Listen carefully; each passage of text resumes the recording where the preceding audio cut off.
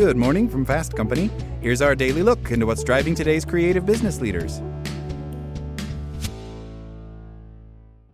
A friend once asked me how I could be a marketing executive, a fragrance influencer with over 400,000 followers, and a paid public speaker all at once.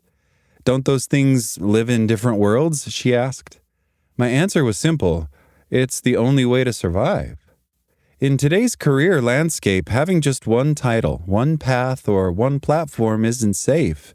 It's risky. We have all heard the clarion call about AI rapidly transforming the workplace. It's no longer just about skill, it's about diversifying and leaning into your identity as your moat. What we're living through is a strategic career inflection point, a moment where the rules of the game change so dramatically that the old playbook becomes obsolete. When I was earning my MBA at Stanford a decade ago, one of my favorite classes was called Insight to Outcome, taught by Thomas S. Worster. To this day, I think about the concept of strategic dissonance, as outlined by Michael Tushman, Charles O'Reilly, and Andy Grove in their legendary paper from 30 years ago, which I read as part of the class. This wisdom from 1996 is still applicable today. In a business context, strategic dissonance is what happens when a company's actions no longer reflect the changing external environment, even if they keep doing what once worked. When applied to careers, I think of it as career dissonance, when what we're doing day by day doesn't get us to the life we actually want because the rules have changed. And right now, AI is the change that is accelerating that dissonance. People are talking about AI replacing jobs, and we need to focus on what to do next in a strategic way. According to McKinsey, nearly 12 million U.S. workers may need to change occupations by 2030 due to AI and automation. That's not hypothetical. That's an inflection point. What to do? So, how do we not crumble? We need to understand inflection points. In class at Stanford, I remember learning that at every strategic inflection point, 3 things happen. 1, the degree of difficulty of evolving increases. Getting to your new goal gets harder, the path becomes steeper. 2, only a few strategic actions move the needle. Not everything will work. You have to make sharper bets, focus on what matters. 3, resources are even more constrained. You need to think about more efficient ways to use your time and energy. If you keep doing everything the way you used to, you'll burn out. Yes, these challenges feel uncomfortable, but they're also invitations to focus, experiment, and grow. So what do you do in this moment of massive shift in the workplace? These are the 3 things I've found that worked for me and people I admire to address the challenges brought on by the advent of this specific career inflection point. Number 1, use the tools to become more of yourself. Instead of fearing AI, leverage it to ease the degree of difficulty of building your portfolio career. This way you can address the first challenges of strategic inflection points. When LLMs like ChatGPT and Claude dropped, I didn't use them to replace my voice. I used them to refine it. I used AI to launch my podcast, Not Just One Thing, structure my content, and sharpen my public speaking. People say AI tools kill creativity. In my case, these tools didn't diminish me. They revealed more of me. Number 2, build your calendar like it's your portfolio and buy back your time. Each strategic inflection point forces you to get sharper about where your energy goes.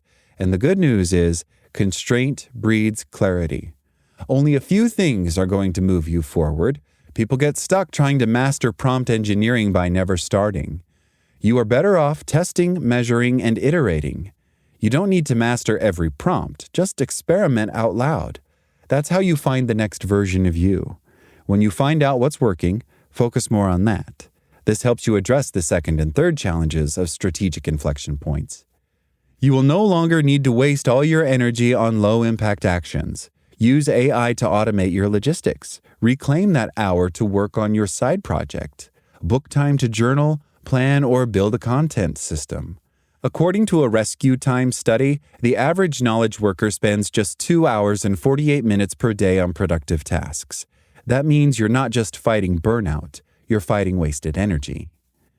In my case, I used tools to streamline my work and double down on my fragrance content. I tested ideas, launched small, and iterated fast. You can build a micro business, pitch yourself for speaking, or start developing a product, all with the tools already at your fingertips. Number 3, make your story your competitive advantage. One of the most powerful ideas from the Strategic Dissonance paper was that most companies keep expanding their existing competencies instead of evolving with the market. The same is true in our careers. We double down on what we've already done instead of asking what will matter next. What's the best way to do this? What's your everlasting competitive advantage? Your real edge in this new world isn't technical, it's personal. Your personal story. I was born in Zimbabwe and raised in South Africa. I started out in accounting, but I always knew I wanted to be a creator. I made YouTube videos, then pivoted into tech. I joined Musical.ly, which became TikTok, and spent years helping creators find their voice. I was using my own passion of wanting to be a creator and my analytical skills from my time as an accountant. This use of my authentic story allows me to stand out and build a career.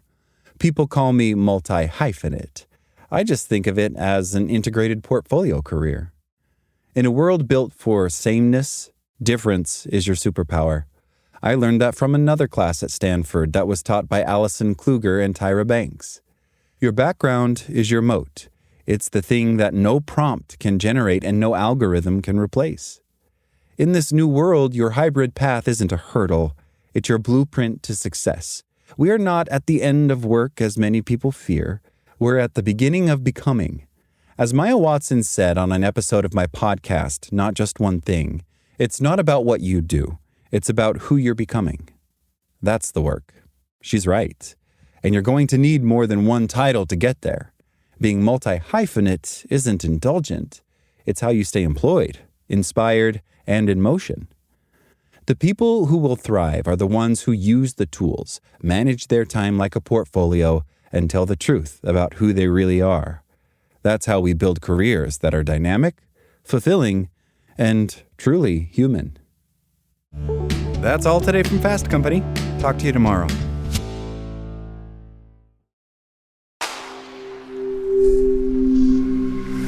SpokenLayer.